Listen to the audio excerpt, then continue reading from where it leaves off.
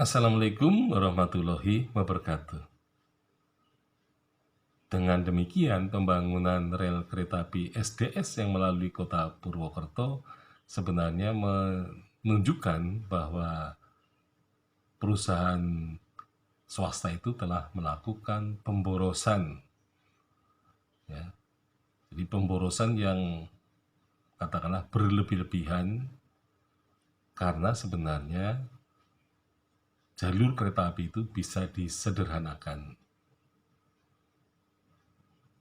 dan harus dilihat dari Banyumas sebagai pusat Karsidenan Banyumas.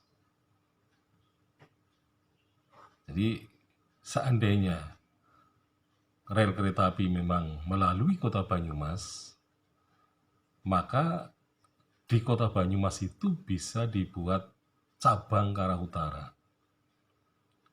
yaitu menuju ke Kalibagor, kemudian sampai ke Sokaraja, dan kemudian dari Sokaraja bisa ke Purbalingga, dan kemudian juga bisa ke Purwakarta. Nah, kemudian kalau itu dilakukan, maka pemborosan, ada beberapa pembangunan rel kereta api itu bisa dihindari itu ya. Misalnya kalau di Padikraja ada satu, kemudian di Wirasabah menuju Kelampok ada satu jembatan, maka kalau ada satu jembatan di kota Banyumas ke arah utara, maka paling tidak SDS telah melakukan penghematan satu jembatan kereta api. Dan nanti belum dihitung jembatan kereta api yang ada di Sungai Kelawing gitu ya. Jadi Sungai Kelawing itu nanti ada jembatan lagi gitu ya. Nah, seharusnya memang begitu. Rancangannya harus Banyumas sentris gitu kan. Apalagi pada waktu itu Bupati Banyumas masih jaya-jayanya ya, tahun 1896. Jadi kalau kereta api lewat Banyumas bisa langsung ke Kelampok dan terus ke timur sampai ke Banjarnegara dan Wonosobo. Jadi tidak perlu berliku-liku, lika-liku lewat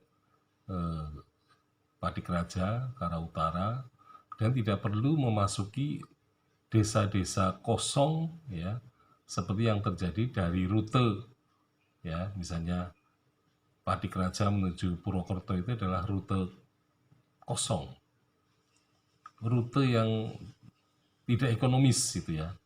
Nah, begitu pula dari Banjarsari menuju Kelampok gitu, itu juga termasuk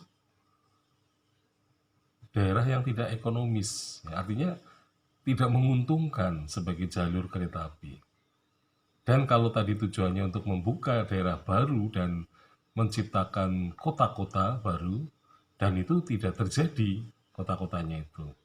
Nah, sehingga memang kesimpulannya SDS telah melakukan pemborosan dengan membuat jalur kereta api melalui kota Purwokerto yang seharusnya memang melewati kota Banyumas dan kemudian sampai ke hulu ya, Sungai Serayu. Jadi pemborosan itu sangat terasa sekali, karena nanti setelah berlangsung gitu ya, ternyata bahwa kereta api SDS itu memang melewati tempat-tempat yang tidak berpenghuni, tanpa manusia. Jadi jangankan tahun 1890-an gitu ya, ketika kereta api dibuka, sampai tahun 1980-an, dekade itu rel kereta api itu berada di tengah-tengah sawah dan jauh dari pemukiman manusia. Jadi kelihatannya pada dekade 90-an gitu ya, itu rel kereta api di kanan kirinya sudah mulai ada penduduknya, yaitu dekade 1990-an. Nah, tahun 80-an daerah itu adalah daerah yang sangat sepi, sunyi. Tidak ada manusia yang lewat di situ ya. Jadi itu merupakan daerah yang terisolasi sebenarnya.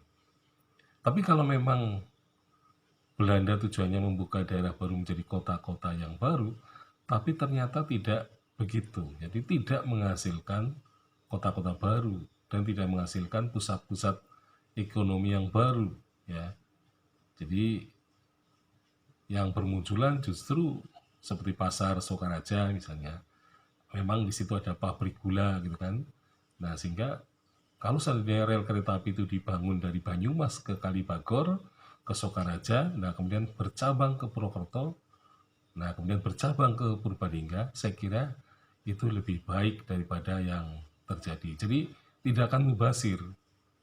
Jadi Jepang saja menilai jalur rel kereta api itu mubazir. Nah, sehingga Jepang mengambil keputusan untuk mereteli tadi ya, rel kereta api dari Maus sampai kota Purwokerto. Diambil semuanya. Jadi kita pun tidak bisa melihat sisa-sisa dari rel kereta api itu karena semuanya dicopot. Ya. Nah, itulah yang terjadi. Jadi sebenarnya SDS adalah perusahaan yang telah salah jalan gitu ya. Jadi salah jalan memilih dari Mandirancan terus menyeberangi Sungai Serayu. Itu adalah suatu kesalahan yang fatal menurut saya. Karena memang melalui jalur-jalur yang tidak ekonomis. Sekian, Assalamualaikum warahmatullahi wabarakatuh.